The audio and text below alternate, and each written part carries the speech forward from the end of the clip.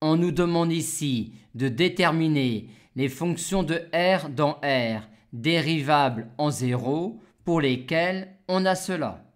Comme classiquement dans ce genre de problème, on va raisonner par analyse-synthèse et donc dans un premier temps, on va considérer une fonction petit f de R dans R dérivable en 0 telle que cela et on va voir ce que l'on peut dire alors sur petit f. On va plutôt écrire cette relation-là sous cette forme-là pour réussir à relier l'image d'un réel x quelconque par petit f à l'image de f en 0, vu que l'on a des renseignements sur le comportement de f en 0. En effet, à partir de cette relation-là, on a tout de suite par récurrence immédiate cette expression-là de f de x valide pour x réel quelconque et n antinaturel quelconque. On a maintenant envie de regarder ce qui se passe quand n tend vers l'infini dans cette quantité-là. À x fixé, quand n tend vers plus infini, ce terme-là tend vers 0 et vu que f est continu en 0, étant donné que f est dérivable en 0, on en déduit que cette quantité-là tend vers f0. On a donc ici une quantité qui tend vers une limite finie qui est f de 0 et ici une quantité qui tend vers plus infini. Or cette quantité-là en petit n doit rester constante. Il est donc nécessaire que f de 0 soit nul car sinon cette quantité-là tendrait vers plus infini ou tendrait vers moins l'infini selon le signe de f0.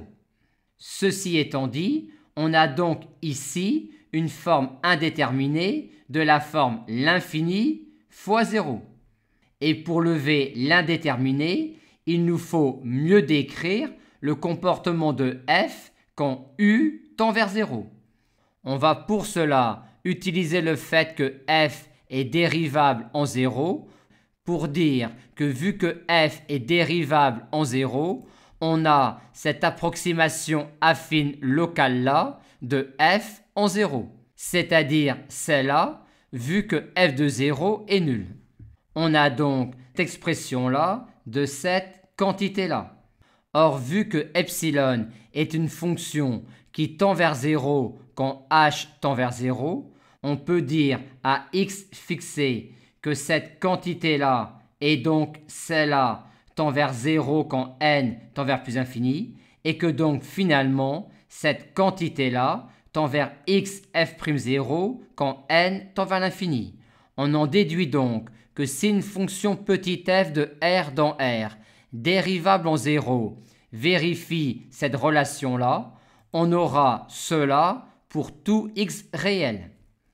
On peut donc en déduire que si une fonction petit f répond au problème posé, f est une fonction linéaire. Et comme réciproquement, toutes les fonctions linéaires répondent au problème posé, on en conclut finalement que les fonctions solutions du problème posé sont exactement les fonctions linéaires.